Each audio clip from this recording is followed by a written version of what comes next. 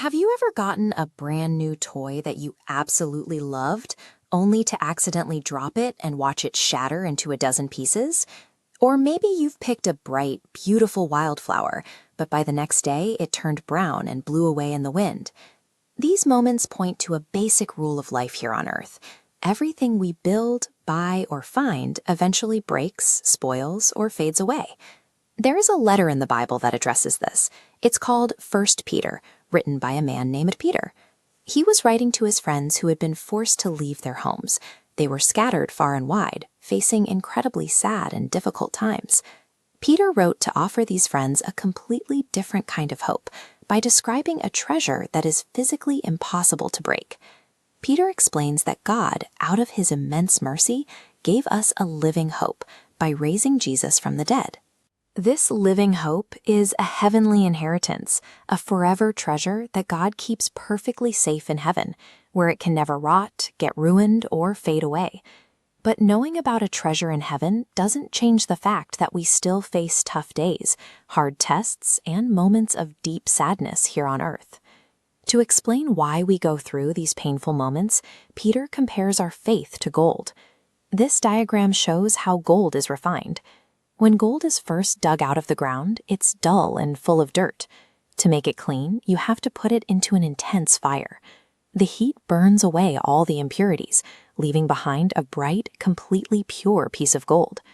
Peter says our hardest days act like that fire. The struggles we go through clean our faith and make it stronger. These difficult times prove that your trust in God is genuine. This genuine faith is worth infinitely more than real gold by the time Jesus is revealed. How did we actually obtain this unbreakable treasure? It wasn't free.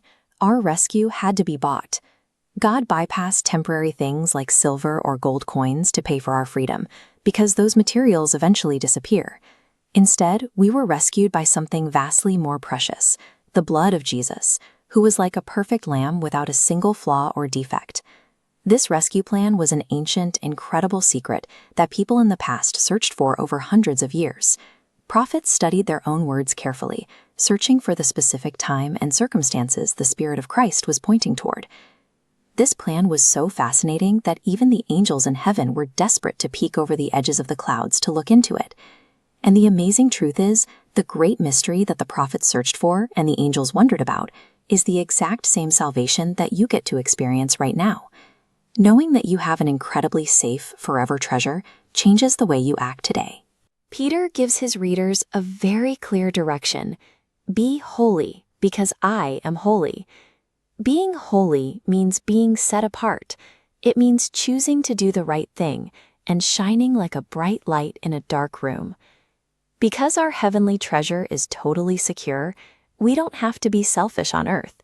We are free to love each other deeply from the heart. This diagram of a flower brings us back to the very beginning. Every human achievement and all of our earthly glory is temporary, like a wildflower in a field. As Peter says, the grass withers and the flowers fall, but the word of the Lord endures forever. The next time something you love breaks or fades, you can rejoice. You have a living hope, a safe treasure, and a love that will literally never end.